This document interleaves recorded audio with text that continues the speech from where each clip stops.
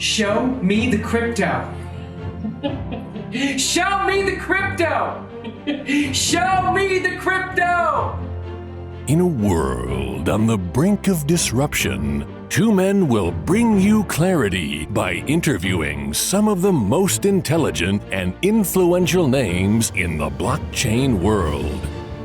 Welcome to Show Me the Crypto with your hosts, Wade Patterson and Ulf Lonergan.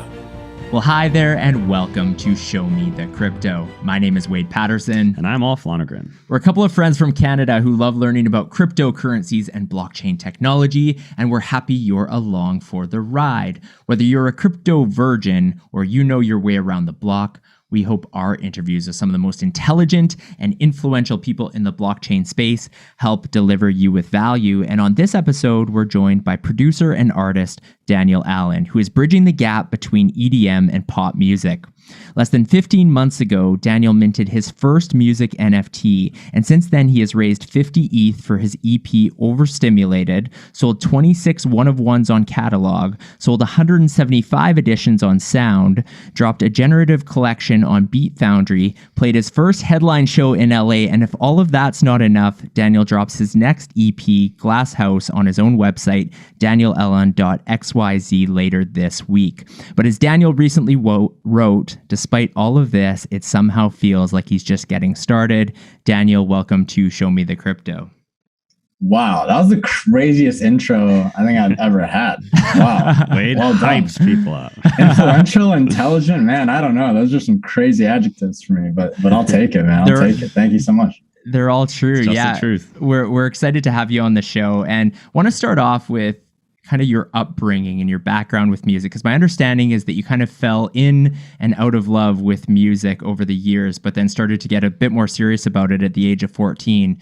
So can you just give us the deep dive background of how music influenced your life growing up?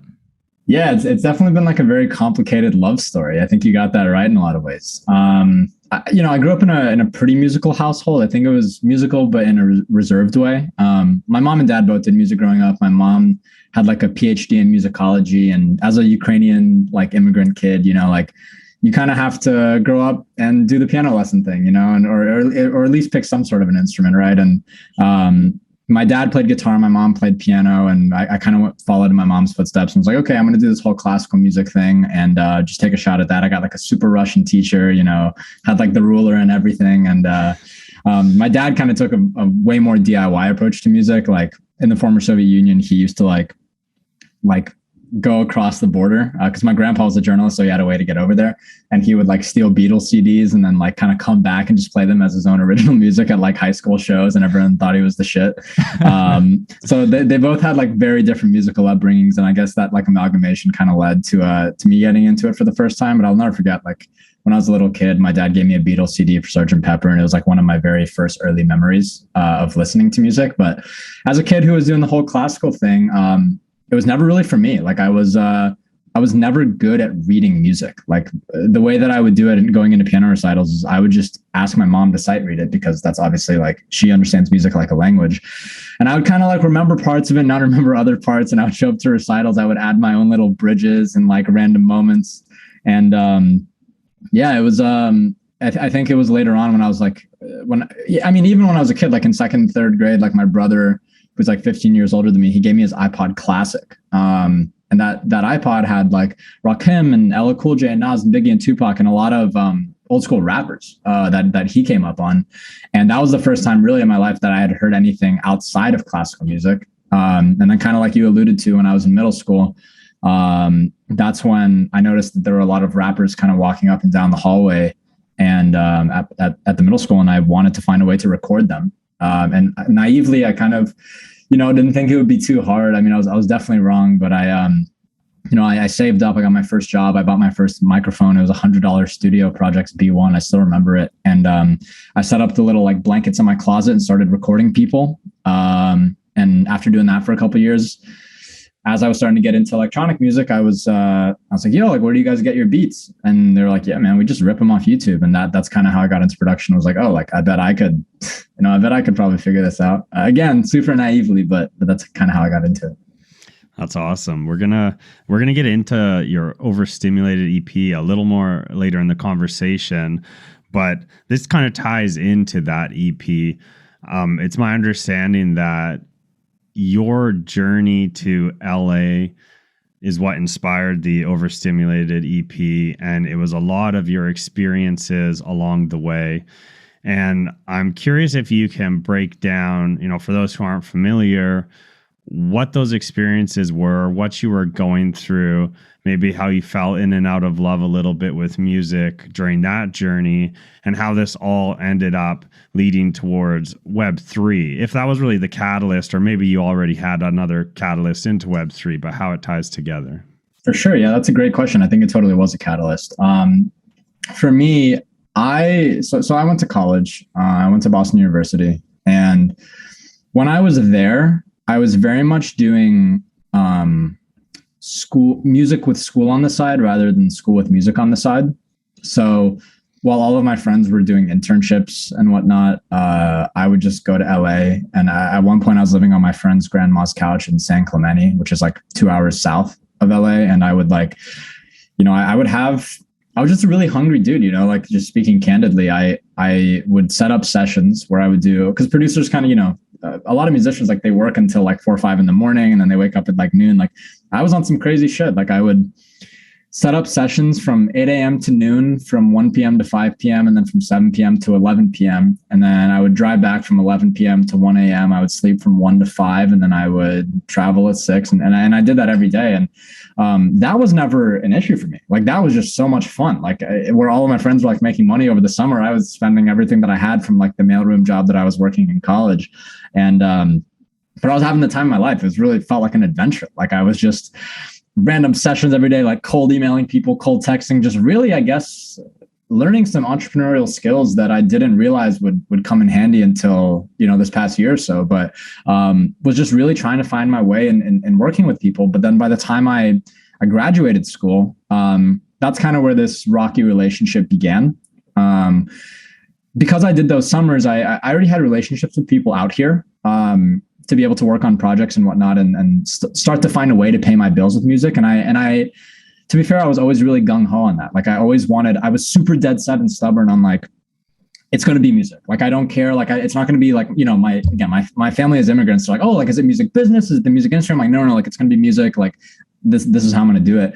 And for better or worse, that's what happened. I did it for, I moved to LA January of 2020, and between January of 2020 and March of 2021, obviously this is in the middle of the pandemic. I was okay, if I can figure out how to do it while the world's falling apart, I could definitely find a way to do it afterwards. And in that window, music was my full-time job. I didn't have to pick up anything else, but it wasn't this sexy, I'm touring, I'm an artist, I'm making these hit singles. It was nothing like that, really. It was, I was mixing and mastering a lot for other people. I was producing a lot for other people, and I was signing short-term record deals. And those short-term record deals would just be 3-4 songs here and there. I'd get a little bit of an advance up front to help pay my rent for the next few months. But there was kind of this unspoken agreement that every time I stepped outside of that genre of music, it wouldn't necessarily be accepted.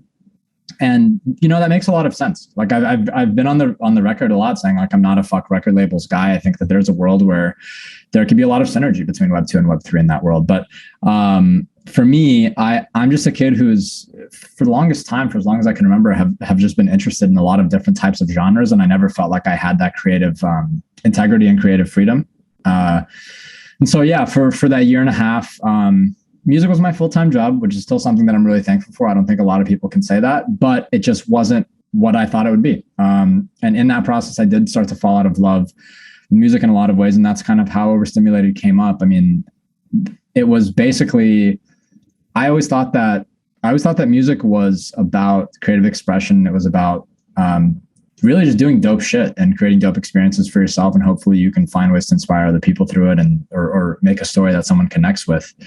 And in that year and a half, I kind of realized that's just not it at all. That's maybe a part of it. But in order to get to that point, there's so many things that when you're a kid in your bedroom romanticizing it from 3,000 miles away, you don't realize that that's a part of it. Everyone was in my ear, you have to post 10 TikToks a day. You have to do this, you have to do that. Just things that I never really anticipated. And that's kind of where this whole my way of coping my entire life has always been, when things get crazy, I just don't talk to anyone. I just focus and I just get shit done. I lock the door behind me in a studio, and that's kind of what it's been my whole life. And that's what happened with Overstimulated. Like I heard all of these things coming at me of what I should be doing, and I kind of rejected all of them and locked myself in a room.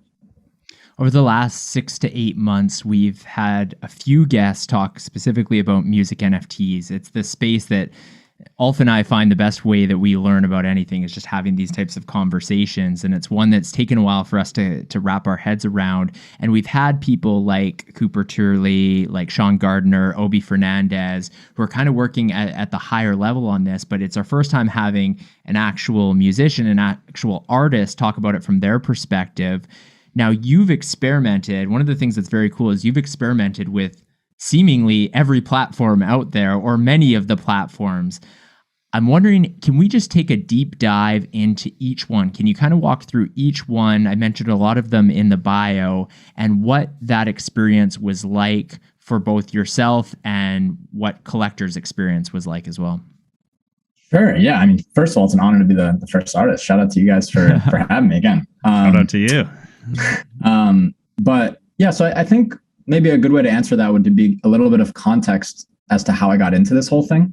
It kind of ties into what I was just talking about, like kind of that year and a half or so of living here. And I ended up playing a show in my friend's backyard. And the whole point of that show, and I promise this will answer your question. I put a show in my friend's backyard. The whole point of that show was to try to get a record deal. And ironically, but then I invited everyone in the music industry I could. I invited like A&Rs, sync agents, managers, just really everyone. And I split up the show into two halves. The first half was like kind of this project that I was already putting out to try to get like some Spotify placements. And the second part was like what ended up being overstimulated. It was a lot of unreleased music. It wasn't totally overstimulated, but it was like a good chunk of it. And I remember after that show, 4 people came up to me. 3 of them were like various A&Rs, and one was Cooper, who I just met a few months prior. He had just been DMing me, really like never wanting to work together or anything. He's like, "Yo, I love your music," like super casual, right? And so I pursued those 3 conversations, and I got my first like major record deals, and they really just weren't anything. Like it's just not at all what I was expecting. Just like I was talking about, like romanticizing what you think the music industry is. Like seeing those record deals was like another wake up call where I was like, damn, like this really doesn't. This isn't accomplishing at all like what I want, which is like making the type of music that I care about. So getting into it, that's when Cooper, I reached out to him after I didn't like those deals. I was like, look, man, I don't know what you have in mind about like working together, whatever you're kind of trying to say here, but I'm down to just listen to you. This is again, like March of last year. And he was like, yeah, man, you should drop NFTs.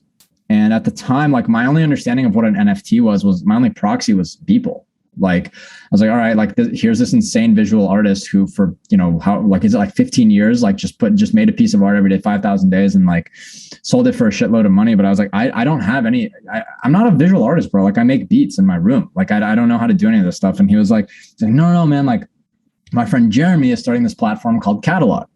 And on Catalog, all you need is a WAV file and a JPEG, like just any kind of custom artwork. And I was like, all right, WAV file, I could probably do custom artwork. I could probably finesse in one way or another. And, the one of one experience was one that I definitely will never forget because that was my first foray into music NFTs. And I remember like I decided to make a series for my first thing. I called it the Drifter series. And, I would literally go to a random location. I would plug my laptop into my Honda Accord. I would bring a disposable camera. I would make a beat on the spot, and then I would take pictures, and I would just finesse like an artwork, really. And it was like a collage of the pictures from that disposable camera that day. And like at 9 a.m., I made the beat. At 1 p.m., I got the film developed, and at 5 p.m., I sold the beat to a total stranger for 1 ETH, which was at the time like $3,500 or $3,000 or something like that. Wow. That just fundamentally flipped my world upside down. Like I was just like, I don't have to blow up on TikTok. I don't have to have the craziest marketing campaign. Like I kind of just made this piece of art. Someone valued it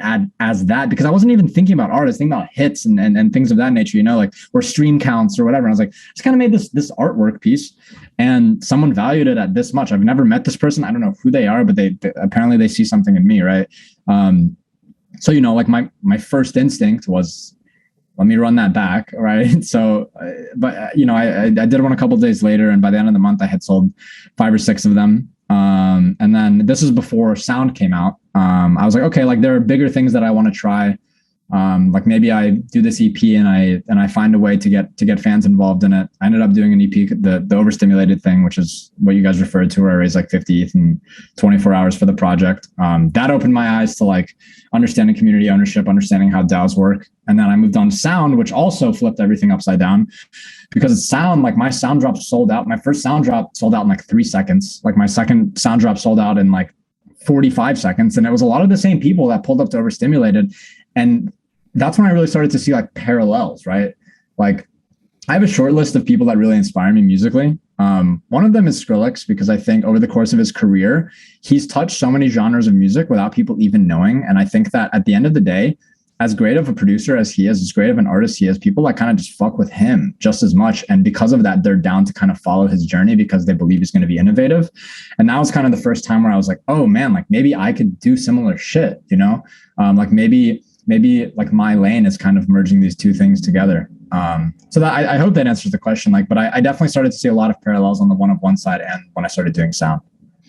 Oh, that's awesome. It's so great to hear sort of like the journey and to go a little bit in depth around, you know, the different use cases. That's something we were recently covering. We had Cooper on the show and talking about the use case. I feel like it's still so early on in the world of music and Web3 that they probably, you know, all the use cases they definitely haven't been explored yet. They're still so new, but it's cool to talk to an artist who's already explored many different, you know, ways to push your music out and push your art out. And obviously it's been a positive reception. So, you know, power to you. That's awesome. Try my best, man. Thank you. Yeah. One thing I wanted to touch on, you brought it up briefly there, but in regards to Overstimulated and that EP, you know, there was other components to that beyond just putting out the EP and working in some Web3. You know, you had the DAO component, you've got the Overstim token. Can you explain how all that works and how you involved a DAO in this whole process?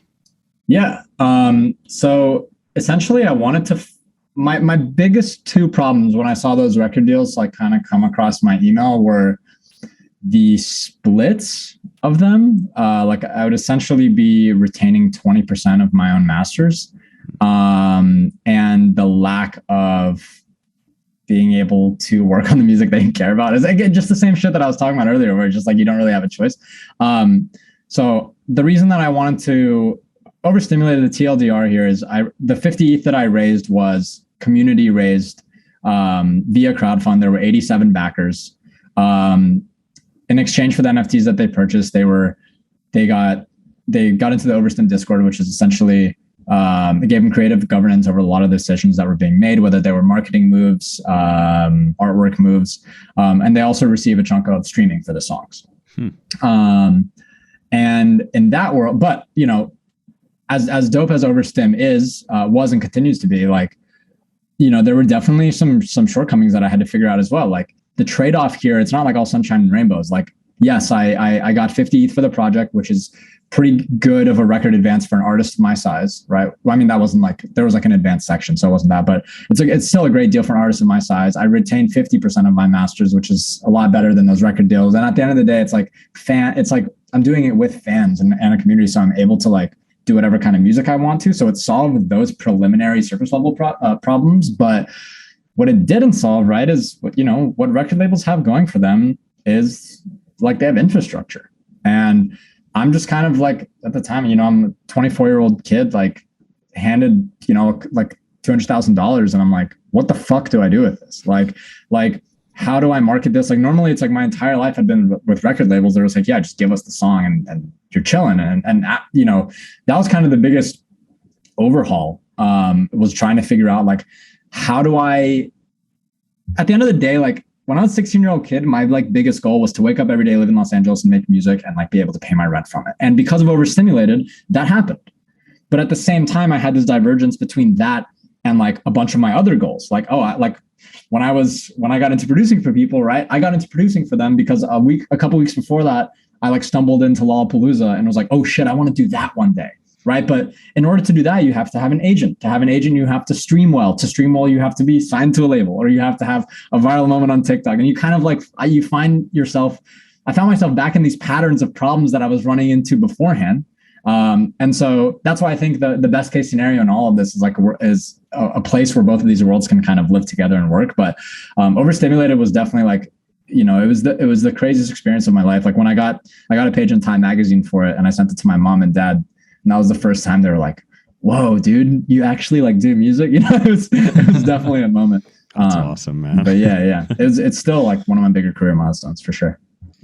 The fact that you were experimenting with music NFTs more than a year ago, I think makes you one of the most OG in the space. And so if there's somebody listening to this episode, or perhaps they're watching on YouTube and they are a musician or an artist and they've been kind of sitting on the fence, what is your advice to them? Like, especially somebody who's explored so many different platforms, like, should they jump in? Is now a good time? Where do they get started? Short answer is yes, they should jump in. Longer answer is the advice that I could get, the micro advice that I could give is a moving goalpost. About a year ago, the advice that I was giving was hop into every Discord server and say GM, because that's what I did all of last summer. It would be individually DMing people on Twitter, which I still think could be a play. But what I will say that I think is, regardless of what the micro advice is I think too many people overthink and under execute when it comes to like Web3 music. I think it's actually like to a benefit that there are more things going on right now. Like when I was getting started, it was literally just Catalog and Zora, like for the most part. And Catalog uses Zora's contract. So basically like Zora and Catalog were, minus the curation, the same thing. But I would say that my biggest piece of advice is just start somewhere, find a pocket of people that are at the same level as you in terms of knowledge, and kind of learn with all of them, because it is like a very intimidating thing. I will say that, like, to get into it, like, I got really lucky. Cooper was my first friend in crypto. And I told Cooper, I was like, bro, like, you being my only friend in crypto is like 14-year-old Daniel sending demos to Skrillex. Like, the gap is just so fucking big that like your advice almost like isn't helpful. Like I remember when I was learning how to make music, like me and all of my friends were terrible together. So like when we send each other bad songs, like we would laugh like, oh, that's a terrible snare, like that's a terrible kick, but let's like all figure it out. And I feel like people throw the word community around a lot, for better or worse, to the point where it can almost be like cringy sometimes. But I think if you find that like peer group in terms of people that are at the same level to you and you're all trying to figure something new out, that to me is like the wave. Because I can name on one hand like the people who were with me early on who are now also doing like really dope shit in music NFTs. But we all kind of were like, my friend Grady, I would go to his house. It was like 10 minutes from me. He's the founder of Good Karma Records. And like at that, I remember like we would just be like, oh man, like what if I did a label? Like what if I did this? We would just be sitting around like Googling all day, you know? And but yeah, for me, the general piece of advice is just start executing, because there's so many more resources now than there were when I got started. There's so many people that you can talk to. There's so many YouTube videos and interviews that you can watch and learn about. But just don't be intimidated to get in, because one thing I will say is I'm not like a genius. Like I definitely work hard, but I'm not like, I've been asked it sometimes. So like I've been asked a few times to be like, oh, like tell us about like crypto, like security and whatnot. And I'm like, bro, I'm like music NFT guy and like barely that, you know? So I would just say like, don't be intimidated by all the noise and just jump in and try to find some friends early on. Ulf, do you realize our audience has been either watching or listening to this episode for 20 minutes? 20 minutes? No, they should probably subscribe. Yeah, they should subscribe. And if you're watching on YouTube, make sure you comment and turn on notifications. And if you're listening to this podcast, especially if you're on Apple Podcasts, leave us a rating and a review.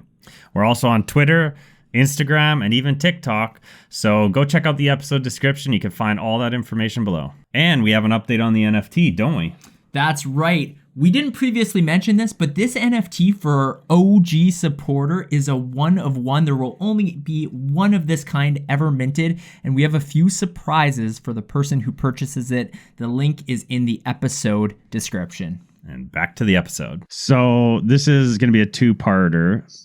I want to know about the Glass House EP and everything you have going on there, because you're doing things a little differently with this one, as far as I understand it, but I'll let you break that down. The second part, which kind of ties into what you're doing with Glasshouse, but maybe looking more into the future, is you've already experimented a bit here in the world of Web3 music.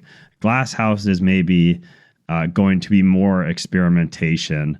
And so the follow-up question to that is, where do you go next in the world of Web3 music? Do you already have ideas and strategies for what to explore and pursue? So there it is. Gotcha. All right. So here it comes, Glasshouse. So Glasshouse originally started when I started having those thoughts in like November-ish, where I felt like a lot of my dreams were coming true, but I felt like other ones weren't. And at the same time, I was really fortunate to be able to meet a lot of artists that I really looked up to during that period, because where I was looking for help on the Web2 side, they were looking for help on the Web3 side. And I was doing, the thing is, like, I'm always happy to talk on interviews. Like, I love doing this stuff because I'm able to like kind of amplify my story as much as I can.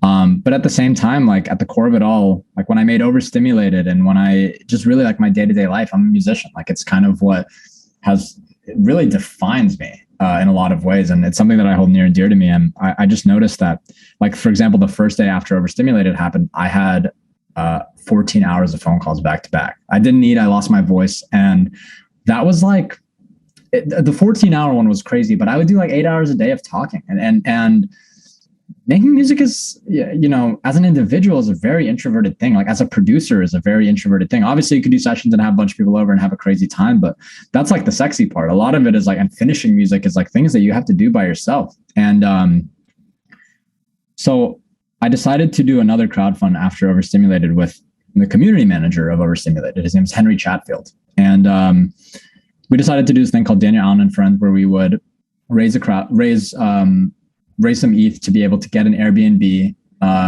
where I would go and just lock in with a bunch of people and make my next project. We raised 9 ETH for it. The goal was to beat the amount of backers in Overstim. So, and we did. I think there are 93 backers. But the whole point really was to be able to kind of use Web3 tooling, which I realized pretty quickly would just be like a part of my brand and like identity, really, to be able to kind of bring to life some of my other goals, which was just like making really dope music. And so I did that writing camp. There were it was 2 weeks at this glass house in Malibu with all my best friends. So that's how the name Glass House came up. It was like right on the water. I still think about it all the time. But there were 64 Ableton project files that came from that camp. And I picked the best 4 to be on the EP. I was like very, very selective with it because I wanted them to just be like, I don't know, like I don't want to just be like an artist in Web3 is putting out like average stuff. Like I really wanted to go hard on making like the most timeless dope music that I could, like music that I would show my friends and that I would really enjoy listening to.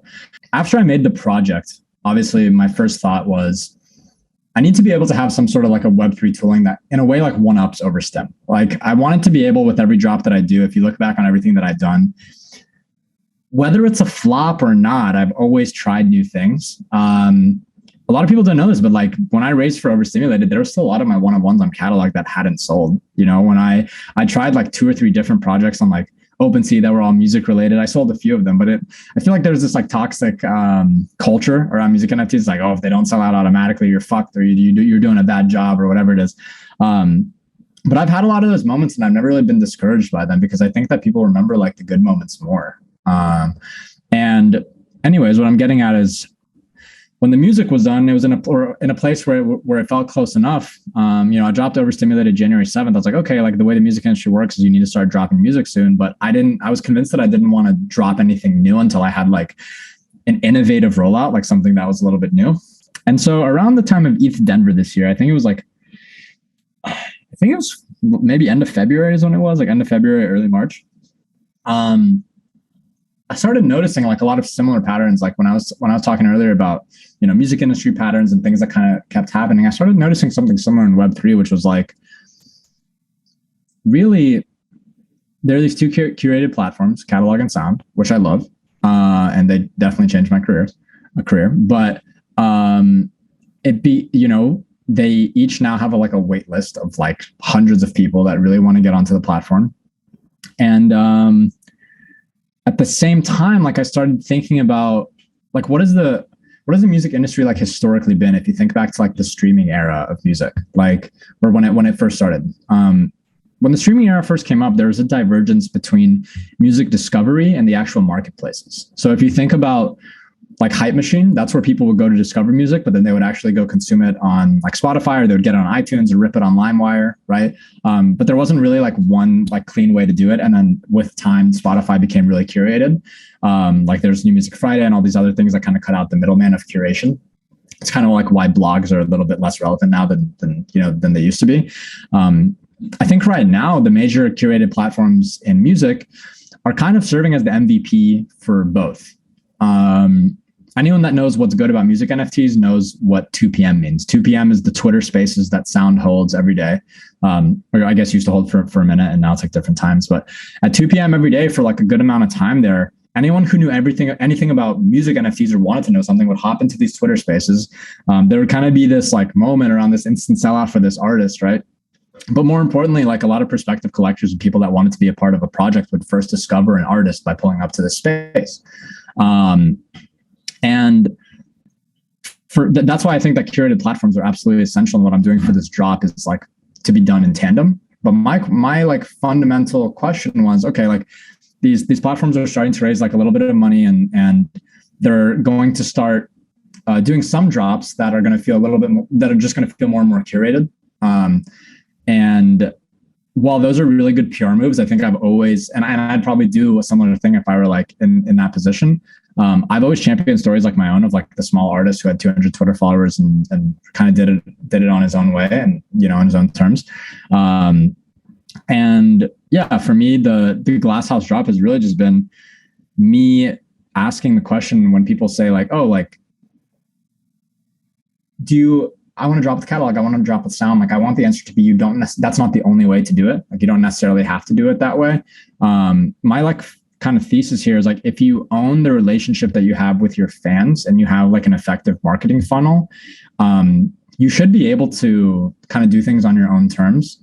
And I'm totally going to keep dropping with sound. I'm totally going to keep dropping with catalog. But one of the reasons that I'm doing this drop on my own contract is I kind of wanted to have full autonomy, if I'm being blunt, like with sound. So I think that editions are a better model to music NFTs than one-of-ones. I think they're different. I shouldn't even say better. They're just different. But the reason that I slightly have a slight preference over editions is because it gets more people in the door. It's just a lower barrier to entry. It's more realistic for people to get involved with your music NFTs if you do that. But with catalog, like when you're doing one-of-ones, if you're on the platform, you could drop like 8 songs in a day if you want to. But because of like the sound Twitter Spaces, because of like the importance of it being spread out for them, you kind of have to put yourself in like a 2 to 3 month queue. Once you've dropped in a season, you have to wait. And I think I speak for a lot of musicians when I say like they make a lot of music and there's a lot of music that can come out, and we've kind of become used to these like windows that you drop every 2 months, you drop every 3 months, when really a lot of fans, a lot of my friends who are fans of like casual music are just like, dude, like why doesn't this artist drop all the time? Like they have the music, like there's just a lot more that goes behind it. And I wanted to try to solve that problem early on as best I could. So yeah, that's why I'm doing this drop on my own contract. Another caveat is you could have Zora is actually a workaround to those problems, because Zora you can mint however many editions, like whenever you want to. But I'm also doing like dynamic rarity traits for it, for my drop. So it's like, what I'm getting at is the reason that I did everything on my own contract is it answers the question of like, if you can't get on a curated platform, it answers the question of after you get on a curated platform, how do you continue to cultivate the relationship that you have with the people that connect your work? And if you want like a custom drop, without paying an arm and a leg for this, which I didn't at all. How do you do this? Like, you don't have to be rich to do it. Like, how is this like replicable by other artists? So a little bit mumble jumble in there, but I think that answers a lot of it. That's awesome to understand all the, why you came to drop the Glass House EP the way you're doing it.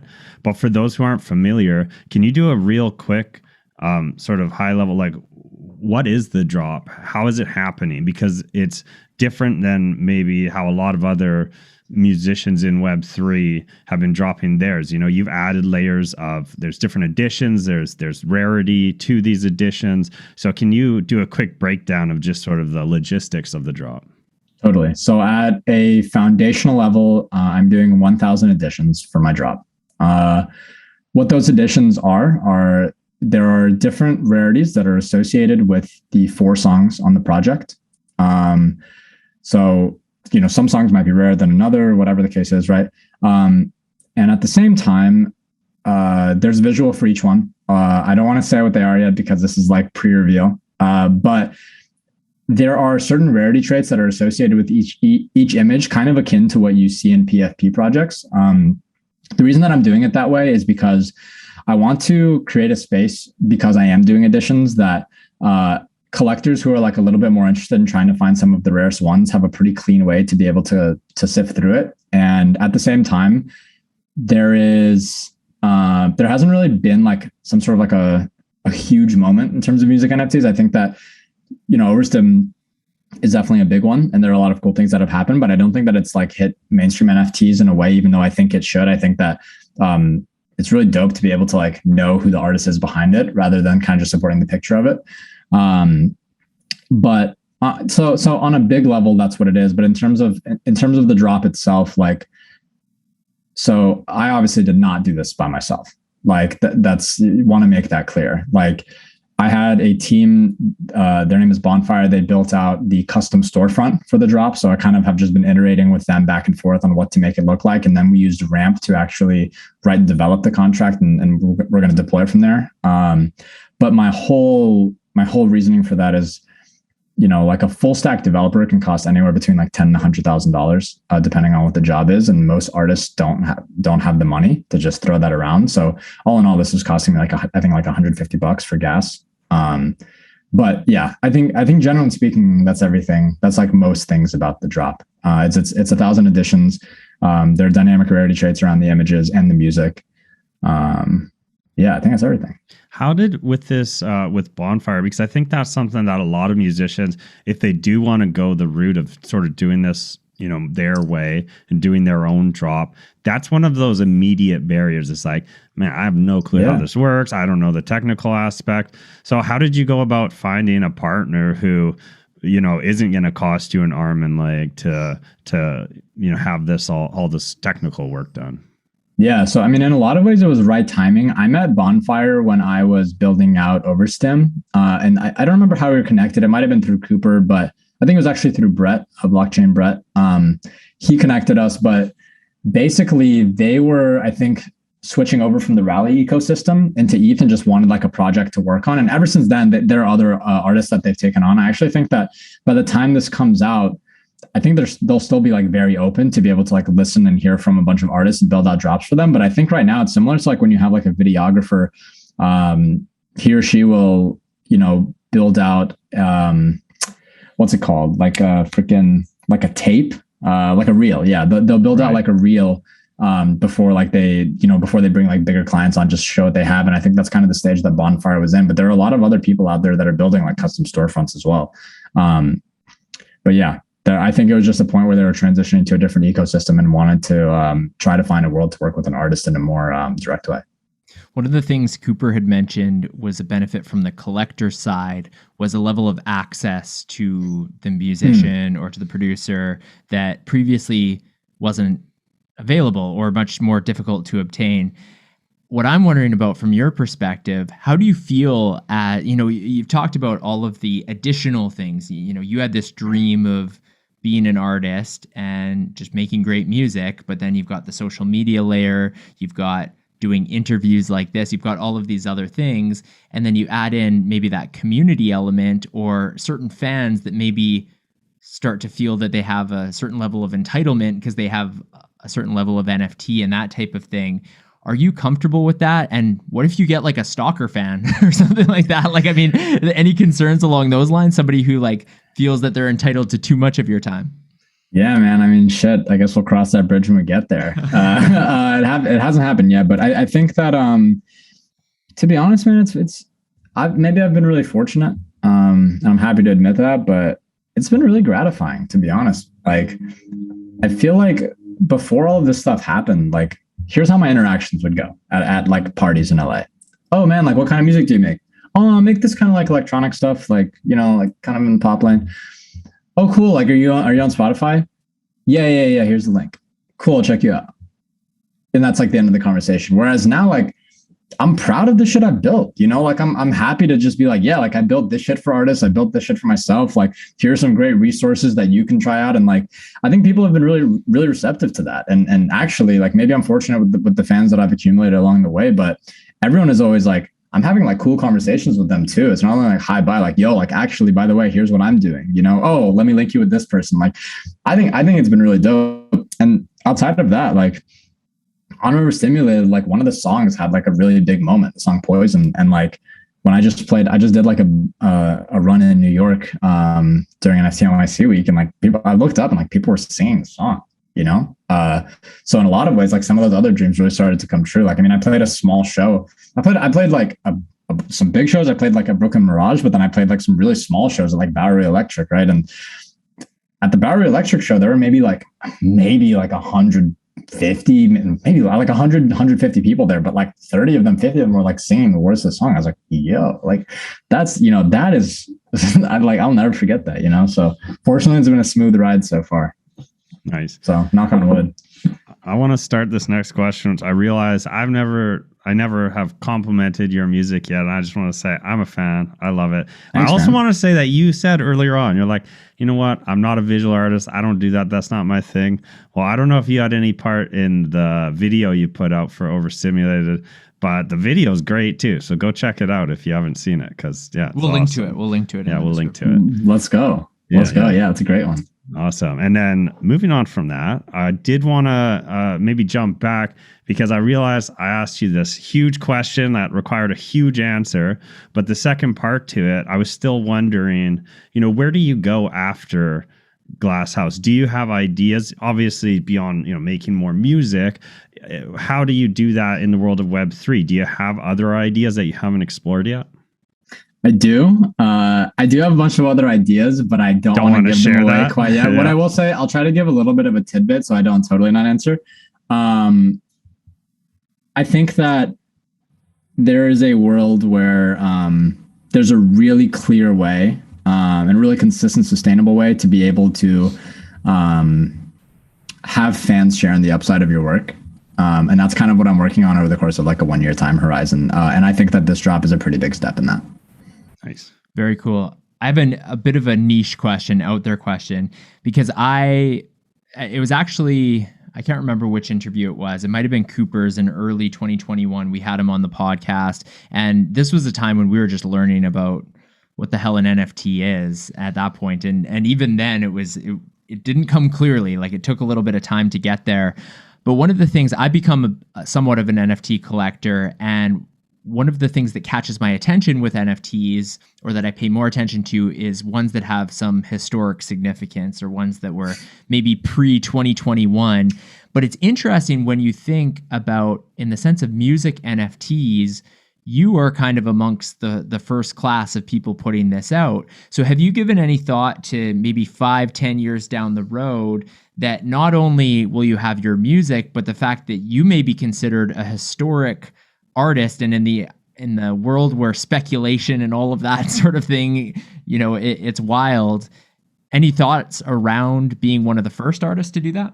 Yeah, I mean, I think in a lot of ways, that's why like I have the perspective that I have, and it kind of liberates me to do whatever I want to do in terms of experimentation. Is I've always kind of thought about things in a very long-term way. You know, it goes back to when I was a kid. It goes back to when I first moved to LA. I was like, yo, if I have to be a delivery driver for 10 years, I'm down. You know, and that's kind of the way that I think about this. Is I think about a lot of the decisions I make is like, what will this feel like 5 years from now? Like, will this stand the test of time? Will it be corny? I think about that with music as well.